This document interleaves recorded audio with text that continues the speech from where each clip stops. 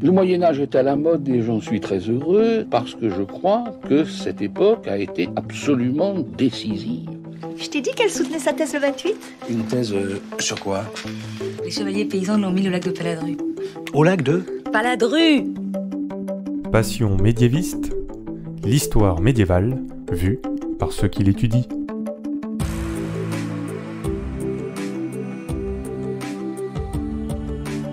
Est-ce que vous savez tout du Moyen-Âge ? Mais d'abord, qu'est-ce que le Moyen-Âge ? Vous pensez peut-être aux châteaux forts, aux chevaliers, aux cathédrales. Mais ce n'est pas que ça. En général, on dit que c'est une période de l'histoire de 1000 ans, de l'année 500 à l'année 1500. Mais vous l'entendez dans ce podcast, il y a autant de définitions du Moyen-Âge que de médiévistes. Je m'appelle Fanny Cohen-Moreau et dans ce podcast, je reçois des jeunes médiévistes, des personnes qui étudient le Moyen-Âge en master ou en thèse, pour qu'ils vous racontent leurs recherches passionnantes et qu'ils vous donnent envie d'en savoir plus sur cette belle période. Épisode 56. Clémentine et la sexualité féminine dans les fabliaux, c'est parti. Excuse-moi, mais il y a des gens que ça intéresse? Après l'épisode sur les femmes dans les fabliaux avec Albert dans l'épisode 35, je vous propose aujourd'hui un autre tour dans l'univers des fabliaux, ces récits du Moyen-Âge qui sont si riches en enseignements et avec aujourd'hui un focus particulier sur la sexualité féminine. Et pour en parler, j'ai le plaisir de recevoir Clémentine. Bonjour Clémentine. Bonjour. Je te reçois parce que tu as soutenu en septembre 2020 un mémoire de Master 2 sur la représentation de la sexualité féminine dans les fabliaux du XIIIe et XIVe siècle. Tu étais donc en Master de littérature, sous direction d'Amandine Mussou, à l'université Paris Diderot. Donc oui, aujourd'hui, on a quelqu'un qui fait de la littérature, mais c'est pas pour autant qu'on ne peut pas parler du Moyen-Âge en littérature, n'est-ce pas ? Et alors voilà, je le dis aux auditeurs et auditrices, aujourd'hui nous allons aborder des thèmes qui peuvent être un peu compliqués pour certaines personnes. Donc nous allons parler de violences sexuelles ou de viols, ce sont des sujets qui ne sont pas faciles pour vous. Vraiment, passez votre écoute. Il y a plein d'autres épisodes à écouter qui ne parlent pas de ça, heureusement quand même. Donc vraiment, je vous laisse décider si vous voulez écouter ou pas. Alors déjà, première question, Clémentine, que je pose un peu souvent, mais parce que c'est important. Pourquoi est-ce que tu as voulu travailler sur ce sujet ? Alors, je vais devoir faire un petit détour sur le M1. Vas-y. Enfin, j'espère ne pas faire un grand détour sur le M1.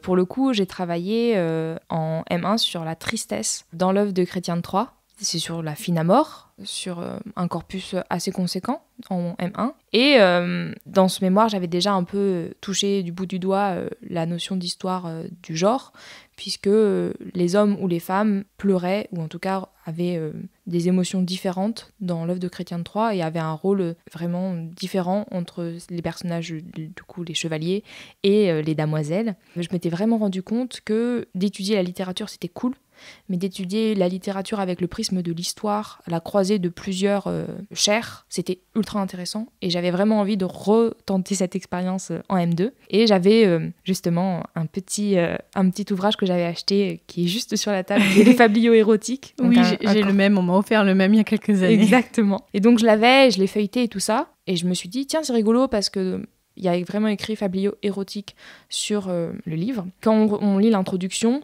puisque quand on étudie les textes, on lit sérieusement l'introduction, on va très rapidement sur la définition du genre, et c'est des textes à visée comique du Moyen-Âge. Et en lisant les textes, je me disais, c'est bizarre parce que je trouve pas ça si comique. Et c'était un peu le point de départ de ma réflexion. J'en ai parlé avec ma prof, du coup avec ma directrice de mémoire, qui a d'abord été ma prof de licence. Et j'ai parlé un petit peu de cette gêne que j'avais à cet égard. Et en fait, ça a été le point de départ de ma réflexion. Et qu'est-ce que tu as voulu montrer dans ton mémoire ? Justement, ces points de tension entre la manière dont les textes ont pu être écrits. Donc voilà, faire un gros travail de contextualisation, autant historique que juridique, que religieux, que médical. Ah oui, carrément. On est un peu obligé avec un sujet aussi pointu, je vais dire, que la sexualité, qui semble si intime, et pourtant ça touche vraiment beaucoup de domaines différents. Voilà, ce que je voulais montrer, c'était les points de tension entre une matière qu'on appréhende sous le prisme de l'humour, avec des grandes guillemets, et comment justement, quelques siècles plus tard, une lectrice moderne du 21e siècle, féministe, engagée, s'empare de cette matière littéraire et finalement a une gêne à cet égard. Donc il y avait vraiment cette tension entre la manière dont est conçue une œuvre et la manière dont elle est réceptionnée. Et c'est un aspect de la littérature qui est vachement étudié en théorie littéraire, la réception des œuvres. Mais on voit aussi de façon en général en histoire qu'il y a plein de sujets qui sont réétudiés aujourd'hui sous plein d'angles différents. Exactement. Il y a qu'à voir même en général le sujet très général de l'histoire des femmes. On l'a dit déjà plusieurs fois dans ce podcast que, en fait, on avait l'impression qu'au Moyen-Âge, il n'y avait pas de femmes. Alors en fait, non. C'est juste que certaines sources n'avaient pas été étudiées, elles n'avaient pas été vues sous l'angle de l'histoire des femmes. En fait, elles sont là et elles n'avaient juste pas été regardées. Donc effectivement, ta démarche, elle s'inscrit aussi dans ce mouvement-là de réétudier certaines sources sous d'autres angles plus contemporains du XXIe siècle. Alors rentrons, si je puis dire, un petit peu dans les textes. Quel texte est-ce que tu as étudié et est-ce que tu peux nous rappeler, alors on a déjà parlé plusieurs fois, donc je l'ai dit au début des fabliaux, mais est-ce que tu peux nous rappeler ce qu'est un fabliau ? Et un fabliau, c'est défini a posteriori, donc ça change un peu la donne puisque c'est Joseph Bédier au XIXe siècle. Joseph Bédier, c'est un philologue, il me semble. C'est cet homme qui a défini a posteriori le genre des fabliaux. C'est un petit peu problématique justement et ça pose question dans l'étude de ces textes. La définition, c'est un peu compliqué à définir puisqu'il y a beaucoup de textes. Ils sont un peu bizarres. Il y en a certains qui ne rentrent pas dans le cadre que Joseph Bédier a établi, qui est du coup des textes à visée comique, en octosyllabes du Moyen-Âge. Et surtout, c'est des textes assez courts. Et le problème, c'est que des fois, on a des textes très longs, des fois, on a des textes qui ne sont pas en octosyllabes. Et en fait, ça fait une définition qui est un point de départ à la réflexion, mais qui n'est finalement peut-être pas unanime, enfin, qui ne s'applique pas à tous les textes, puisqu'encore une fois, l'idée du comique, c'est quelque chose de propre à plein de choses, propre à une époque, propre à un genre, propre à chaque personne, en fait. C'est une définition qui est un peu personnelle et c'est un peu compliqué à l'appliquer sur tous les textes. Et toi, tu as choisi quoi comme texte ? Il date de quand ? J'ai étudié 20 fabliaux. Au début, c'était beaucoup plus conséquent, mon corpus. Je l'ai réduit en cours de route, j'en ai rajouté certains, retiré d'autres. C'est un peu ce travail on essaie de faire rentrer dans son corpus. Pour avoir une certaine cohérence. Exactement, c'est ça. Et pour le coup, j'en ai 20, je vais pas tous les citer parce que c'est un peu long. Souci, et non. puis, je me tapais les textes, de donner les titres en ancien français, je vais pas m'aventurer dans ce... C'est rigolo, l'ancien français, mais t'inquiète.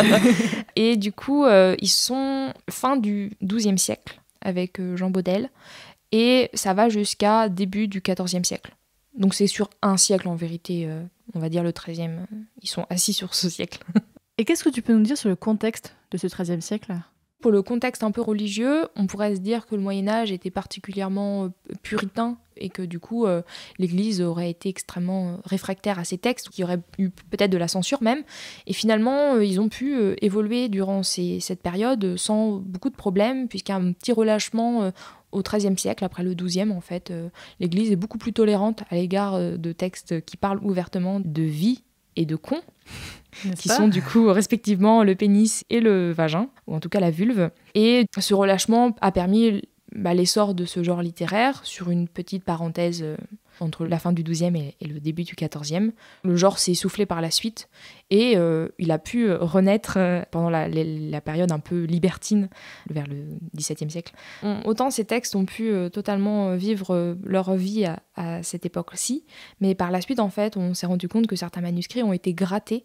Donc ça veut dire que les lecteurs plus modernes ont été particulièrement choqués par certains mots dans les manuscrits. Jusqu'à les modifier, quoi. Jusqu'à les gratter, en fait, puisque les manuscrits sont faits dans une matière qui permet ce genre de choses, puisque c'est du parchemin, et on peut, en fait, gratter. Et on retrouve, du coup, certains textes, certaines parties sont totalement effacées. Et est-ce qu'on sait qui ont écrit ces fabliaux ? Parce que souvent, quand même, le texte du Moyen-Âge, c'est anonyme, mais est-ce que là, tu as des traces d'auteurs ? Il y en a quelques-uns, certains sont justement anonymes.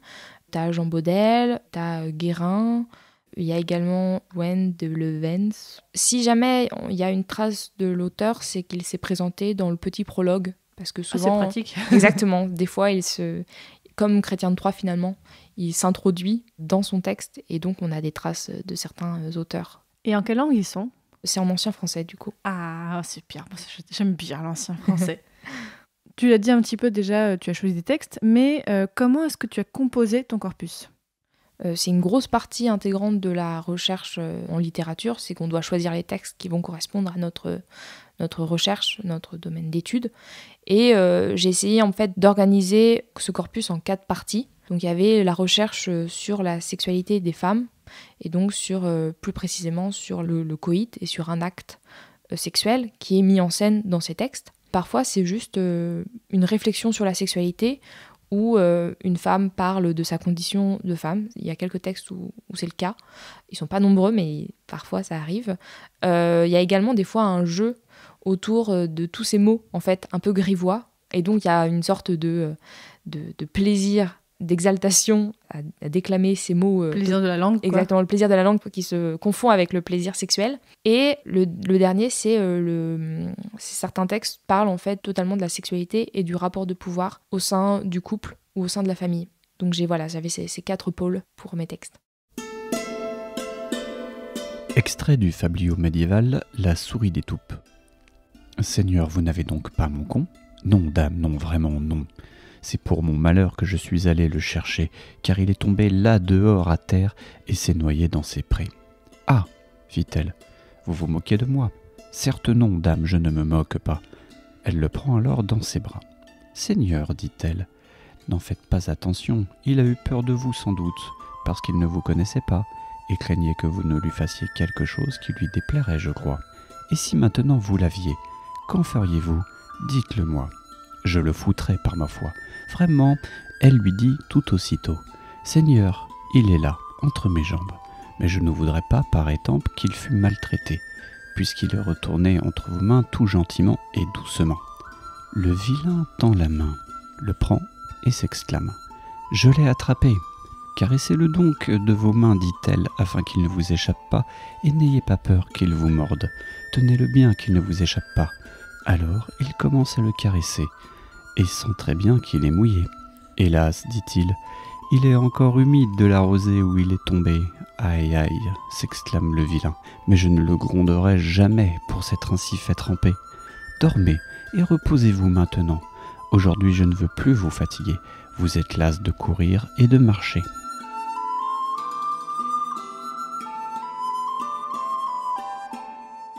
Dans ton mémoire, tu as aussi étudié comment sont représentés le corps des femmes dans les fabliaux.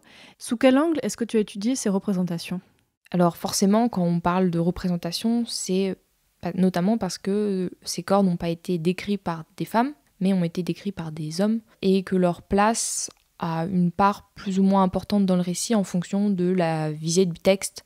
Quand on parle de ce corps, souvent il y avait un objectif derrière de la part de l'auteur, puisque forcément la matière littéraire que manie un écrivain, il la modèle pour il pense forcément au lecteur derrière ou au public, puisque la littérature médiévale est particulièrement orale, donc il faut aussi penser à ça. Et dans un contexte en plus justement un peu grivois et comique, c'est important d'avoir cette réception directe entre la personne qui va délivrer le message et le public qui va réagir presque instantanément. Il ne faut pas oublier cette dimension-là quand on étudie des textes du Moyen-Âge. Et quand je me suis constitué mon corpus, je me suis bien rendu compte qu'il y avait à la fois une diversité, en même temps pas tellement, beaucoup de modèles, mais ça c'est assez fréquent chez les personnages féminins. On a un peu cette réplique, on a un peu des archétypes. Exactement, assez peu de différence entre chaque personnage. Ils sont presque interchangeables, d'ailleurs il y a souvent pas de nom, il n'y a pas de prénom pour désigner ces jeunes filles, si c'est des jeunes filles, ou des femmes d'ailleurs.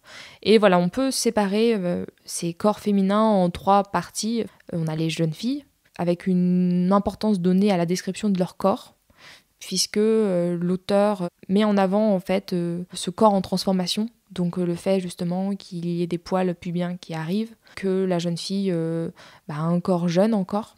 Et pour le coup, il y a moins d'intérêt pour le corps féminin en âge de procréer. Du coup, pour la femme mariée, on s'en moque un petit peu de son corps. Mais tiens.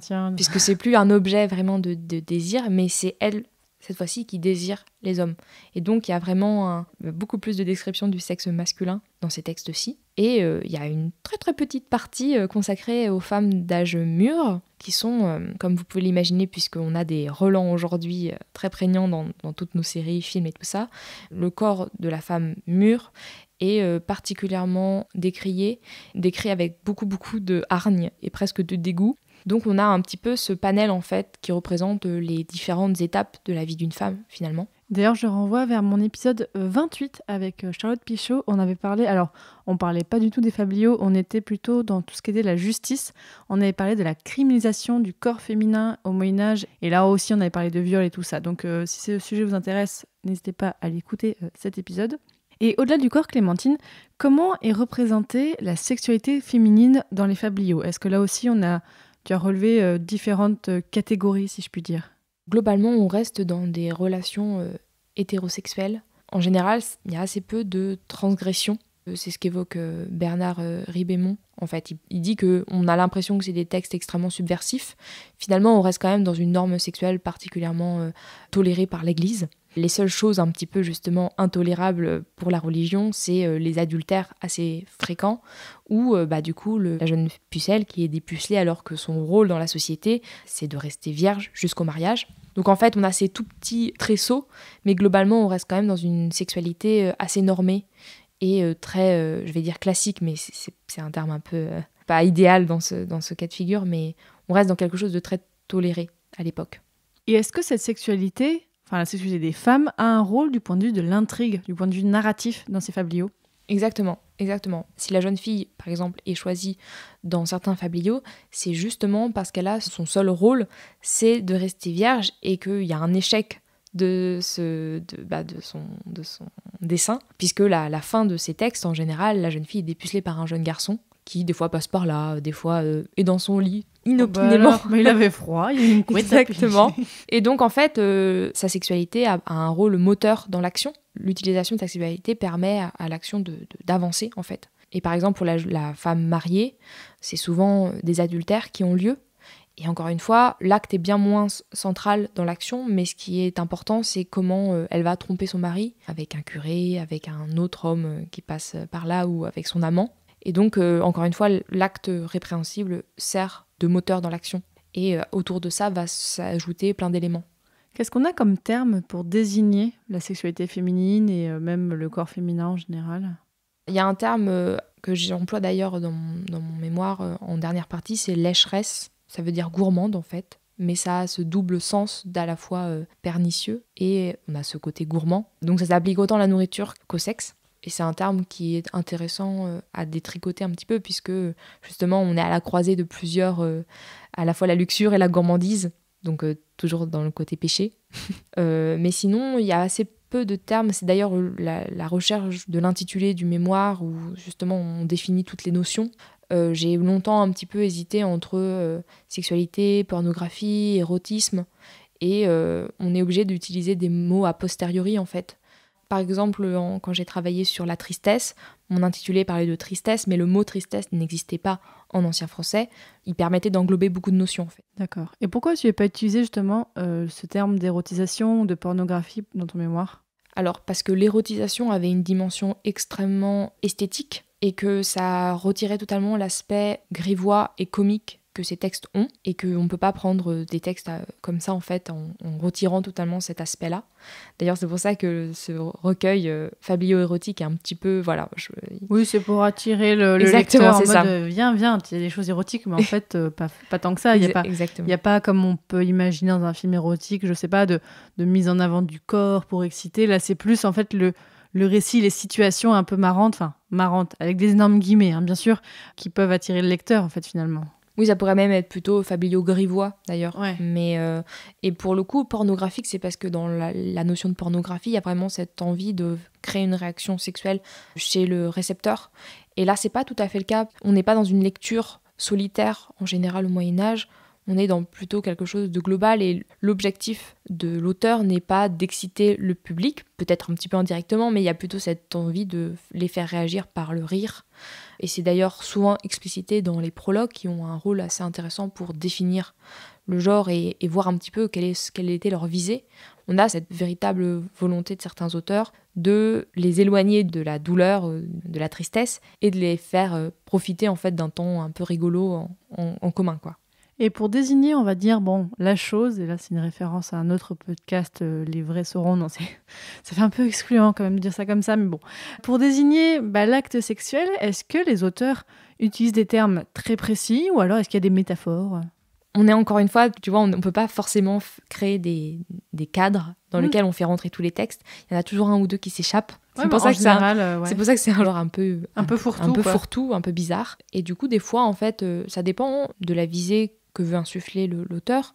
Et des fois, en fait, c'est rigolo de parler crûment de l'acte, d'utiliser le mot foutre, qui est un verbe qui désigne posséder charnellement une femme. Foutre, ça veut dire posséder une femme. Posséder charnellement une Ah femme. oui, donc ça a bien changé par rapport à aujourd'hui, quoi. Oui, c'est ça. Maintenant, on l'utilise plutôt comme étant un substantif, un nom. C'est un terme qui a un petit peu évolué aujourd'hui, mais à l'époque, c'était un verbe qui désignait l'acte sexuel et je pense qu'on peut le traduire par baiser aujourd'hui. Bon, vous avez compris, bon, s'il y avait des enfants qui écoutaient ce podcast, ça suffit, là. Hein, je suis navrée parce qu'en plus, comme j'ai manipulé cette... On a prévenu au début, on l'a prévenu. Exactement. Mais pour le coup, on a des fois une volonté de choquer un petit peu, je pense, le lecteur public, le public lecteur. Et parfois, justement, ce qui est rigolo, c'est de contourner un petit peu ça avec l'emploi du coup de métaphores qui va en général permettre d'avoir un double niveau de lecture, puisque souvent un personnage va se jouer d'un autre personnage. Donc souvent on a ce duo entre dupeur-dupé, et donc le dupeur qui est plutôt rusé va utiliser des métaphores pour un petit peu ne pas parler de l'acte sexuel et en général réussir à pénétrer une jeune fille, mais ça peut être des fois en tant que femme mariée, à réussir à tromper son mari par cette même occasion et par ce jeu de la langue. On a cette double utilisation à la fois des métaphores et des termes crus. Tu nous as dit donc il y a comme situation effectivement des jeunes filles qui se font déflorer, des femmes qui trompent. Qu'est-ce qu'on a d'autre comme type de situation dans les fabliaux où la sexualité féminine est mise en scène ? On a un texte que je trouve assez un peu plus léger, et d'ailleurs peut-être que ça peut servir un peu de porte d'entrée si certaines personnes ont envie de lire des fabliaux. C'est un texte assez rigolo là pour le coup. C'est une jeune femme mariée qui attend désespérément le retour de son mari qui est commerçant, et il rentre et en fait elle va le nourrir et tout ça, il va boire et s'endormir avant de remplir son rôle de mari auprès de sa femme, qui est désespérée parce qu'elle attendait ça depuis très longtemps. Et du coup, elle va s'endormir et faire des rêves érotiques. Et ça change un petit peu. Elle va faire des rêves érotiques où elle est dans un marché à pénis, où elle voit beaucoup de pénis partout, avec une taille démesurée et tout ça. Là, pour le coup, c'est vraiment très drôle. Et elle en voit beaucoup, donc je pense qu'elle est excitée pendant son sommeil et tout ça. Et elle va en trouver un qui lui convient tout à fait, qui est particulièrement gros. Elle va essayer de l'acheter. Elle va taper pour marquer du coup son achat auprès du commerçant qui va lui vendre ça. Et au moment de taper, en fait, elle réveille son mari en lui tapant sur la tête. Et elle va raconter cette histoire à son mari en lui disant un petit peu gênée et tout ça. Et son mari lui dit, écoute, je pense que là, on en a un tout près. Elle lui dit, oui, mais il n'est pas aussi gros que ceux que j'ai vus et tout ça. Donc, il y a vraiment ce petit jeu. Ah ouais. C'est vraiment un texte un peu rigolo sur une relation assez saine au sein du couple. Et c'est quelque chose d'assez rare dans ces textes. Donc voilà, on a à la fois des fois un aperçu presque de tendresse entre deux amants, et des fois des choses un peu plus violentes. Donc il n'y a pas vraiment de schéma classique. Il y a vraiment de tout. Même des fois, on a une exploration du corps commune entre le jeune homme et la jeune femme, dans des cas de dépucelage, où en fait c'est une exploration de la jeune fille qui touche le corps du garçon et le garçon qui touche le corps de la jeune fille. Et on reste toujours dans des rapports de même âge en fait. On n'a pas de choses particulièrement problématiques. On n'a pas de relation par exemple qu'on pourrait qualifier aujourd'hui de pédophile. Et c'est toujours des jeunes hommes avec des jeunes femmes.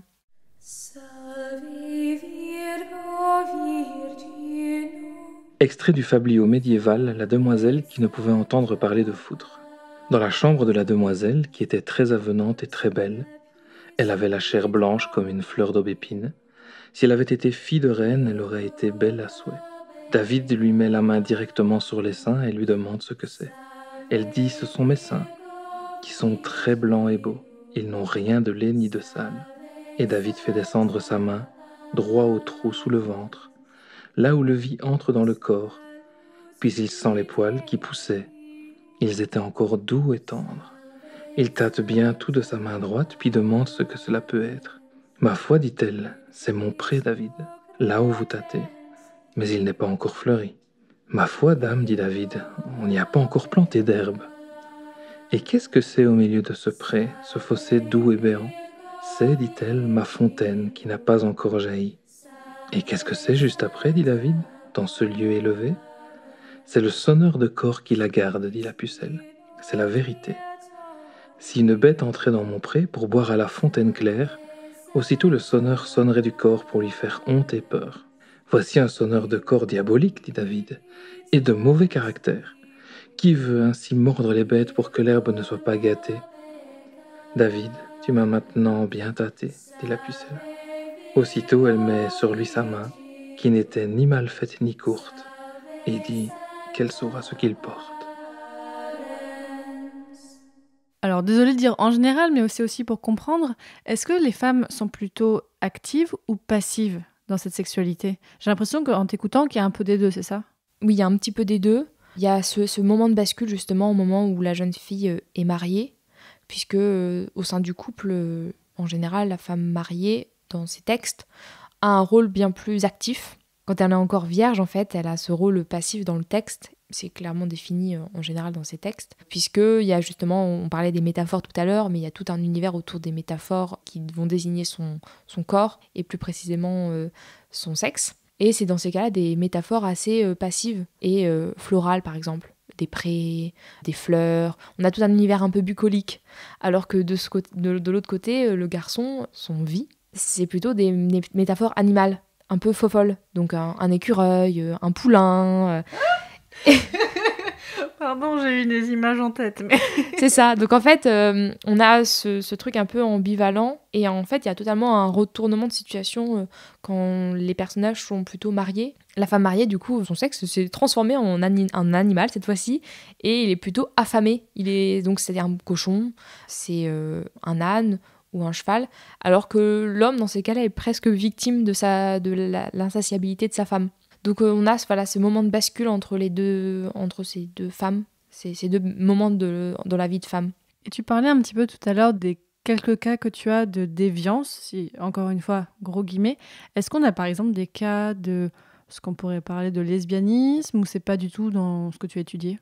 Alors, il n'y en a pas, parce que justement, c'est pas du tout toléré par l'Église et je pense que ça aurait posé particulièrement problème. Et d'ailleurs, je me suis appuyée sur l'étude d'autres textes à côté qui permettaient en fait d'avoir une accroche historique et juridique et religieuse en fait, et notamment des pénitentiels qui sont des textes rédigés à l'intention de l'Église pour en fait dispenser la pénitence. C'est notamment le Corrector Sive Medicus de Bouchard des Worms, qui a été rédigé au... C'est pas de Worms ? Worms, peut-être. Et du coup, il a été rédigé au XIe siècle. Et dedans, il y a beaucoup d'informations sur ce qui était toléré et non toléré par l'Église, mais plutôt non toléré, d'ailleurs, et la pénitence qu'encourait la personne qui faisait les actes répréhensibles. Oui, en fait, ce texte, vraiment, auditeur, auditrice, je vous mettrai le lien, si vous voulez, dans la description de l'épisode, parce que c'est fou comme c'est précis. Parfois, il y a, en gros, quelle punition donner à un pénitent en fonction de ce qu'il a fait. Et parfois, il y a tellement de détails. Je vous avais fait un épisode sur les normes sexuelles au Moyen-Âge. C'était l'épisode 30 avec Sophie Leclerc aussi, où on en parle un petit peu. Donc là, c'est vraiment... Là, nous, aujourd'hui, on parle du XIIIe siècle. Mais au Moyen-Âge, effectivement, donc, ce texte s'est inscrit, mais pas que. Mais voilà, c'était assez drôle parfois de voir comment ces prêtres savaient des choses très, très, très, très précises quand même sur le sexe. Et en fait, on se demande dans une certaine mesure, est-ce qu'ils ne donnaient pas des idées, fait, avec ces textes-là. Je crois d'ailleurs qu'il a été plus ou moins supprimé par la suite pour ces raisons-là, en fait. C'est qu'il donnait de mauvaises idées aux fidèles. On peut faire ça, c'est physique. Waouh, ok. Exactement. Bon, alors, un petit peu moins drôle. Dans ton mémoire, Clémentine aussi, tu relèves comment le viol est mis en scène donc dans ces fabliaux. Et aussi, ce que je trouvais très intéressant dans ton mémoire, c'est que tu analyses avec donc, une vision contemporaine et féministe de ces fabliaux. Et c'est aussi intéressant de voir que cette façon d'érotiser le viol, de un peu minimiser aussi le viol, se retrouve jusqu'à de nos jours. Exactement. On retrouve un peu des modèles d'érotisation qu'on a aujourd'hui dans toutes nos œuvres de fiction, que ça soit au cinéma ou dans les séries télé. Et en fait, l'érotisation dans ces textes passe essentiellement sur l'humour, par l'humour en fait, parce que si on rigole, c'est beaucoup moins grave. Mais on rigole des femmes, quoi. On rigole aux dépens des femmes, exactement. Et pour le coup, l'érotisation dans ces textes passe essentiellement sur la femme qui prend du plaisir. Donc en fait, quand la femme subit ce qu'aujourd'hui on considérait comme étant un viol, parce que le terme n'est jamais utilisé en fait dans ces textes, on n'a pas le mot rapt, on n'a pas tous ces termes-là qui font référence d'un point de vue juridique au viol. On disait rapt au Moyen-Âge pour parler de viol, effectivement. Et d'ailleurs, en fait, le problème c'est que ces textes ne pourront jamais être définis à cette époque comme étant problématiques à cet égard, puisque dans la notion de rapt ou même de viol, il y a la notion de violence. Et souvent, elle est assez atténuée. Parce que la jeune femme, qui au début est réticente, finalement prend du plaisir et l'auteur le met bien en avant. Et le fait de pas d'avoir choisi ces termes, en fait, permet de totalement rendre l'acte toléré et de pas faire de lui un acte répréhensible et puni par la loi. Parce qu'à l'époque, ce qui était considéré comme un viol était puni par la loi. Par contre, il fallait pouvoir le prouver, ce qui n'était pas toujours évident. Concernant du coup la notion et les termes donnés à cette agression sexuelle, elle a évolué au cours du temps. Et moi, ça a été une grosse partie du coup de mon travail. Et je vous renvoie au texte de Georges Vigarello qui s'appelle « L'histoire du viol », qui parle en fait de toute cette histoire et qui parle de l'évolution, de comment en fait a été définie au cours des siècles cette notion d'un point de vue juridique, mais pas que. Et donc une grande partie de mon travail a consisté à regarder cette évolution et comprendre en fait à quel point l'actualité et tout ce qui a évolué dans la société a permis de voir avec un regard neuf ces textes. Puisque pendant très longtemps, puisque c'était étudié par des hommes, que c'était lu souvent, je pense, par des hommes, puisque les femmes ont souvent été éloignées des livres qui pouvaient les pervertir. Même de l'alphabétisation parfois en général. Exactement, même, ouais. exactement. Mais j'imagine que des textes comme ceux-là, on les mettait sur une étagère très haute, quoi. Et pour le coup, en fait, je me suis intéressée à la réception, comme je l'avais évoqué au tout début. Et c'est très intéressant, en fait, cette partie-là, puisque comment on appréhende ces textes sans risquer l'anachronisme qui est apparemment la bête noire de tout chercheur. Et on s'intéresse du coup à la réception postérieure. Et c'est intéressant de voir en fait que les événements historiques qui du coup modèlent notre société, la fabrique de l'histoire, ont un impact direct sur la réception de ces textes. Puisque 1970, on sait que les 70s ont été particulièrement importantes dans la libération de la sexualité des femmes. Et à partir de cette époque, en fait, c'est la première fois où je vois l'occurrence du terme viol dans des textes qui sont des textes théoriques sur les fabliaux et employés par une femme. Donc en fait, je pense qu'on peut vraiment aussi regarder cette évolution en fait de réception de ce genre littéraire qui est tout aussi intéressant puisque finalement il donne un aperçu de la société et de comment on considère la littérature et cette matière littéraire qui n'est jamais finalement ancrée à une seule époque. Elle vit avec nous en fait. Parmi tous les récits que tu as étudiés, tu nous en as déjà mentionné certains, est-ce que tu as un préféré et pourquoi ? J'aime bien justement celui que j'ai déjà évoqué, la demoiselle qui songeait. Après, j'aime bien un autre texte qui s'appelle Béranger au long cul, qui laisse entrevoir justement une femme qui reprend un peu le contrôle de son couple, puisqu'elle se marie avec un homme d'un rang inférieur à elle, puisque c'est une damoiselle. Elle fait partie de l'aristocratie, et elle se marie parce que son père a fait une mauvaise affaire, et il a besoin d'argent, donc elle se marie avec un commerçant plutôt aisé. Mais le problème, c'est que lui ne connaît aucune norme aristocratique et ça lui pose beaucoup de problèmes parce que autour de la chevalerie il y a beaucoup d'obligations en tant que chevalier, autour de la bravoure, de la loyauté et tout ça, et du coup elle est mariée avec quelqu'un d'un peu feignant et pas du tout porté sur les tournois et tout ça. Donc une fois elle lui dit écoute là il faut un peu se bouger, et lui va faire semblant de partir en tournoi et va aller taper une épée contre un arbre pour qu'il donne l'illusion d'avoir combattu vaillamment. Donc au début dans le couple ça va mieux puisque la femme est persuadée que son mari remplit son rôle de chevalier. Et à un moment, elle trouve quand même c'est bizarre parce qu'il n'est jamais blessé. Et donc, elle va discrètement aller voir ce qui se passe, et elle se rend compte en fait de la supercherie de son mari. Et l'arroseur se fait arroser, puisqu'en fait, à un moment, son mari part à nouveau combattre contre des arbres. et elle va elle-même se vêtir en habit de chevalier. Ah, c'est génial ça. Ouais. Et en fait, elle va arriver dans une clairière, elle va lui demander de le combattre. Il est tétanisé, évidemment, puisqu'il n'a jamais combattu personne, à part des arbres. Et donc, elle va lui laisser le choix de lui baiser le cul ou de le combattre jusqu'à la mort. Et son mari, qui est forcément particulièrement couard, va préférer lui baiser le cul. Mais en vérité, il ne sait pas qu'il lui fait un cuni, finalement, puisque lui, il se dit, c'est bizarre, c'est vraiment un long cul quand même que t'as, parce qu'il pense avoir un homme, finalement. Et en lui faisant un baiser sur les fesses, il est étonné, en fait, de ce cul aussi long. Parce que la fente est forcément bien plus prolongée. Ah, ok. C'est pour ça que ça s'appelle Béranger au long cul. D'accord, non mais c'est bon, on a l'image. Mais j'ai pris un peu de temps à comprendre ça en lisant le texte. Et donc là, je vous fais la version rapide pour avoir tout le contexte. Bah, du coup, il est très honteux. Elle rentre chez eux, elle va coucher avec son amant, ce qui est assez rare, encore une fois, qui est... Ah ouais. Ouais, elle va coucher avec son amant, et cette fois-ci, on a cette seule occurrence où c'est elle qui va avoir ce rôle actif dans le couple. Et en fait, lui, il va arriver dans la chambre parce il sait pas que c'est sa femme, en fait, qui l'a combattu, enfin, entre guillemets. Et il va vouloir être réconforté. et il va se rendre compte qu'elle est avec son amant dans le lit, et elle va lui fermer son caquet en lui disant je sais ce que vous avez fait avec Béranger, et lui il est forcément extrêmement honteux, et c'est un des seuls textes où il y a ce truc un peu rigolo autour du couple, avec la femme qui est finalement vainqueur. Parce elle y a trouvé son compte en Exactement. fait.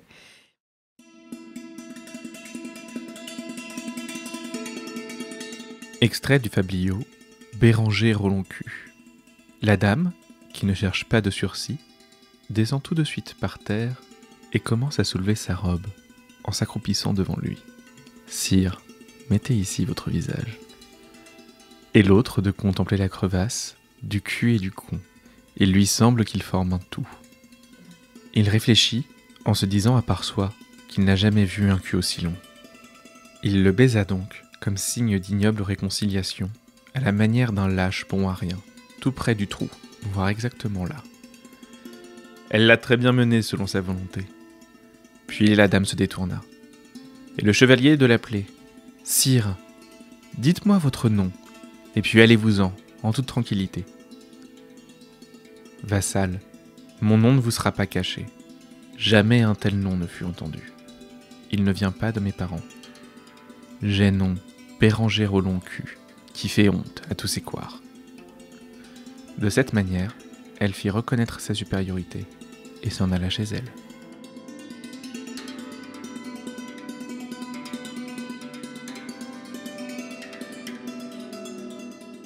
Et Clémentine, quel bilan personnel est-ce que tu tires de ton mémoire, de cette épopée un peu en fait à travers les fabliaux ? Ça a été très intéressant, et je pense que toute personne qui écrit un mémoire, il y a un peu ce côté on accouche d'un bébé. C'est un travail de longue haleine quand même, c'est un travail de rédaction, de recherche. Moi, je prends beaucoup de temps pour faire des recherches, et ça me nécessite énormément de temps d'organiser tout ça.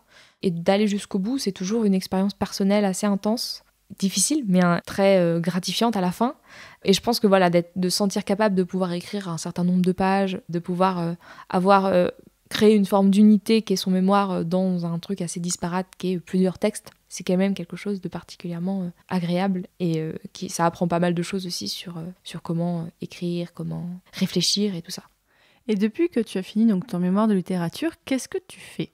La rédaction a été particulièrement difficile, Covid oblige, mais j'avais également un travail à côté qui était beaucoup plus artistique et beaucoup moins tourné vers la littérature, même si finalement j'y reviens toujours un petit peu. Je suis illustratrice aujourd'hui. D'accord. Donc j'ai un peu claqué la porte de l'université. Mais non, tu l'as refermée. Et puis je l'ai voilà. refermée, mais c'est quelque chose qui m'intéresse toujours énormément, et je prends beaucoup de plaisir à lire certaines choses, à écouter ton podcast. Oh. Mais pour le coup, je me suis rendu compte que j'avais envie d'autre chose, et d'aller plutôt vers quelque chose qui est la vulgarisation finalement, par l'illustration. Et donc, j'ai commencé à travailler pour une maison d'édition qui a un compte Instagram qui s'appelle Matin Quel Journal sur Instagram, dans lequel aujourd'hui je fais de la vulgarisation d'étymologie autour de mots, et donc effectivement t'es encore un peu dans la recherche. Exactement. Là. J'ai toujours un petit pied dedans, un petit orteil, mais voilà, on est plus quand même sur l'illustration qui est ma passion numéro 1, et donc quelque chose, un petit changement, et donc je travaillais déjà en fait pendant mes mémoires, donc ça a été une année un peu éprouvante à mi-chemin entre pas mal d'obstacles, entre le Covid, la fermeture de la BNF, des facs et tout ça, c'était assez sportif. Et du coup, où est-ce qu'on peut retrouver ton travail si on a envie de voir ce que tu fais comme illustration ? On peut me retrouver sur mon compte Instagram. Je suis un peu sur toutes les plateformes. J'ai aussi un TikTok, mais je ne sais pas si c'est la plateforme de prédilection des auditeurs. On ne sait jamais. Je suis sur Instagram sous le nom de Mikanki. Je mettrai le lien dans la description de l'épisode de toute façon. Pour finir, est-ce que tu aurais un conseil, Clémentine, à donner aux personnes qui voudraient étudier les fabliaux, pas forcément selon de la sexualité, mais en général ? Je pense que le conseil numéro 1, c'est d'avoir des textes qui nous plaisent. Alors même si on ne les aime pas forcément, d'avoir juste un intérêt pour eux, autant stylistique qu'avec l'histoire qu'ils racontent finalement. C'est peut-être de lire pas mal de textes, puisqu'il y a énormément de fabliaux, il y en a je crois à peu près 150. Qui ne sont pas revenus jusqu'à aujourd'hui. Exactement, puisque comme d'habitude avec la matière littéraire médiévale, il y a des pertes évidemment. Et pour le coup, il y en a certains qui ne sont pas traduits. Donc c'est un peu embêtant, il faut pouvoir un peu maîtriser l'ancien français. Et d'ailleurs, quand on fait de l'étude en littérature médiévale, on est souvent obligé de maîtriser cette langue à mi-chemin entre le latin et le français moderne. Oui, mais c'est trop bien l'ancien français. C'est très intéressant. Sympa. C'est très intéressant, surtout si on s'intéresse à l'histoire de la langue. Et donc voilà, être aventureux à cet égard et être curieux de nombreux textes, puisqu'il y a beaucoup de choses à dire, je pense, de tous ces textes.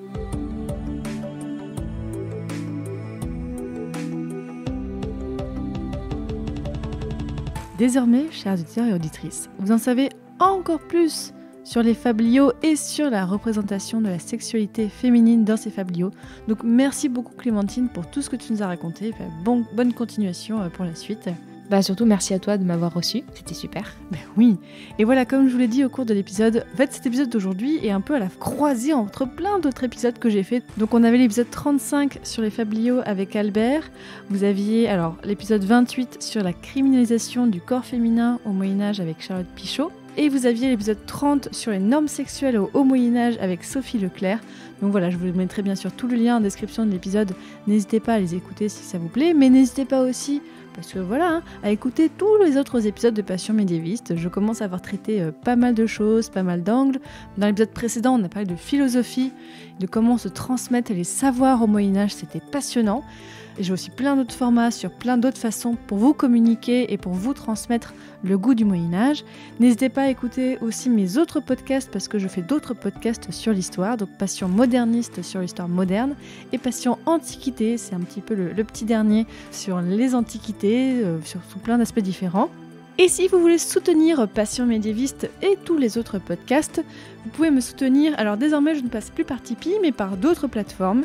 Je vous ai mis toutes les informations sur passionmédiéviste.fr/soutenir. Oui, c'est tout simple, hein, passionmédiéviste.fr/soutenir. Donc maintenant, je passe plutôt par PayPal ou Patreon. Mais sinon, vous pouvez me donner la somme que vous voulez, quelques euros par mois ou plus. Que ce soit d'ailleurs mensuellement ou ponctuellement, ça me fera toujours très plaisir. Parce que voilà, ça me permet de développer les podcasts, les épisodes. Et ça me permet de rémunérer les personnes qui travaillent pour moi pour les podcasts, que ce soit de temps en temps Jonathan pour le montage des épisodes, Dean ou Uvat. Pour cet épisode, c'est Uvat qui a fait l'illustration de cet épisode. Et j'ai aussi depuis quelques temps Ilan qui travaille pour moi, que vous avez pu entendre si vous écoutez les Superjoutes Royales. Et Ilan, vous avez pu l'entendre dans cet épisode parce qu'il faisait une lecture. Il n'était pas le seul. Je tiens aussi à remercier Simon du podcast Déconstruction et Winston du podcast Pod Monstre Trésor et Backlog pour avoir donné leur belle voix pour lire quelques extraits de Fabliaux. Et dans le prochain épisode, nous parlerons d'un tout autre sujet, les Juifs de Castille. Salut!